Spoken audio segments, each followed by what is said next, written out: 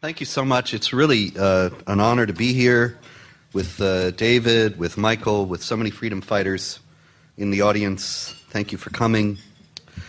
I was asked to start today with some good news. And as a matter of fact, I have some, oddly enough. And this is it. You ready?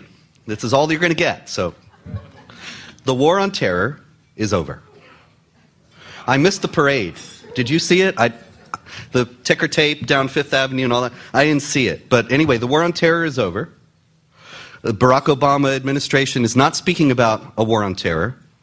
And in fact, it's not just a matter of semantics, but he is standing down in the classic way that armies stand down after wars are over. He is indeed behaving as if the terror threat is done. To wit, you may have heard a couple days ago, the Department of Homeland Security announced that they were canceling canceling funding for radiologic bomb sensors around New York City. I mean, after all, what could go wrong? Who ever heard of Islamic terrorists wanting to bomb New York City? Coincidentally, at the very same time that this program was scrapped, there was also in the news a bomb plot that was exposed due to Bush administration Patriot Act wiretapping provisions that were able to zero in on a gentleman named Najibullah Zazi, who is a Muslim and who, in the name of Islam and the teachings of the Koran, was plotting to set off a major bomb attack at a crowded sports stadium, baseball or football, in New York City. Notably, in that plot, there was an imam in a mosque in Queens, New York City, who was an informant for the FBI. He was a moderate Muslim. He was a trustworthy voice that they depended upon for information about the Muslim community. And they came to him and they said, "Do you know this Najibullah Zazi character?" And he talked to the FBI. And then they left, and the first thing he did was pick up the phone and called Najibullah Zazi in Denver and said, "The FBI is looking for you, hide." Now, why would a moderate Muslim who is an informant for the FBI and who is somebody who was considered to be completely trustworthy and on our side in the former war on terror, why would he have done that? There is no conceptual apparatus currently available in the State Department or in the Obama administration for understanding why something like that happens. And that is only one of the failings of perception that are hamstringing our effort to resist this global attempt to subvert, as Michael very ably described, to subvert fundamental freedoms of the United States and the Judeo-Christian Western civilization, including the freedom of speech, the freedom of conscience, the equality of dignity of all people before the law, the equality of rights, equality of access. All these things are threatened, and yet we have no adequate response. But we do have a response. Barack Obama outlined it on June 4th, 2009, in his address in Cairo. Now, there's several things about his address in Cairo that are noteworthy. Many things, in fact.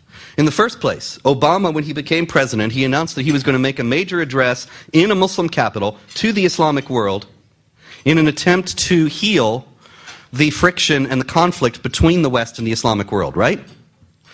Now, wait a minute. Think about that for a minute, please. All this time since 9/11, we have been told in the mainstream media that terrorism has nothing to do with Islam, right?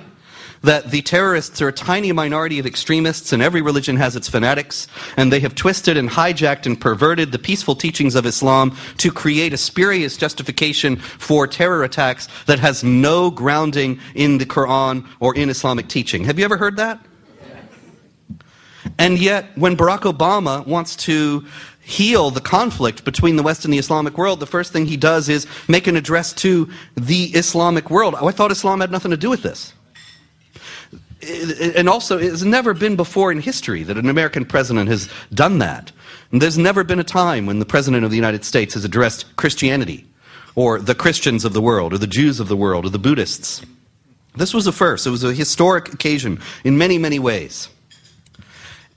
In his speech, which is notable in so many different ways, for so many things he said, he identified 3 causes for this conflict. And I submit to you that none of these 3 causes, which I will describe in a second, have any power to explain why that imam in Queens would have tipped off Zazi about the FBI looking for him. None of them are adequate to explain, in other words, the manifest behavior of people who are involved in terrorist activity. What he said was this. He said that the problem comes from colonialism. You remember when the United States had all those colonies in the Middle East and ruthlessly oppressed the Syrians and Lebanese and Egyptians and plundered their wealth for the sake of American purposes. You remember those colonies, right? Colonialism was one of the problems, he said, one of the sources of the conflict between the West and the Islamic world. The other was the Cold War. That during the Cold War, when the world was bipolar in all senses of the term, and everything, you were either on one side or the other, and you're either with us or against us, then the legitimate aspirations of the world's Islamic countries were ignored and shunted aside to fit into this great power grid.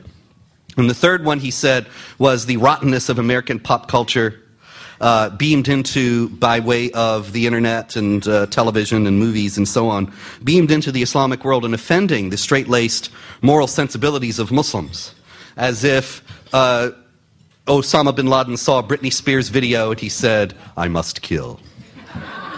Now, those are the only causes that he identified in his speech for the conflict. And it is exceedingly strange that he did not identify at any point in his speech anything that could have arisen from the other side as a cause of the conflict.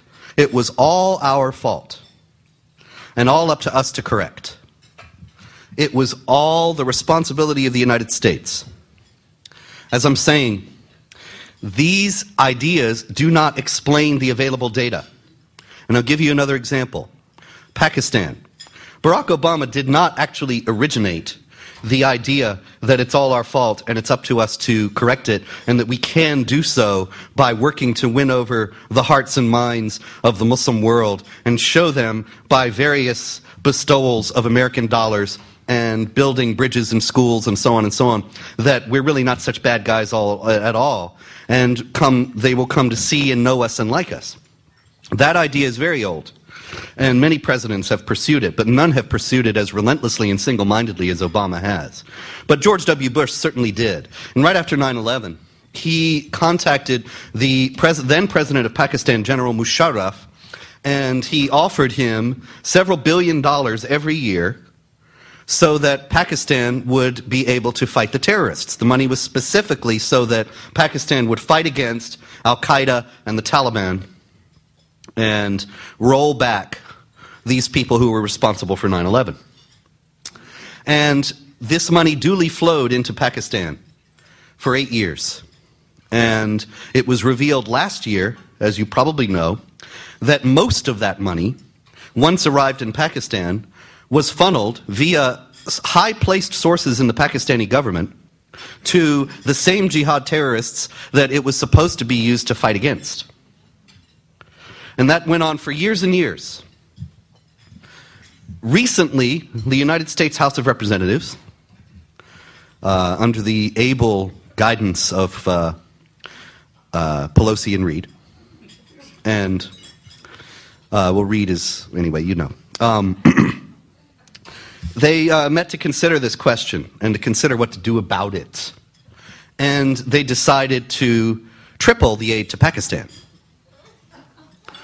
And so if I'm hitting myself on the head with a mallet and I say, "Gee, my head hurts," and then you say, "Well, I've got a cure for you. Hit yourself on the head with the mallet 3 times harder, and then you'll feel fine." I submit to you it's not going to work. And it could not possibly work. And the problem here is a conceptual one. The idea of aid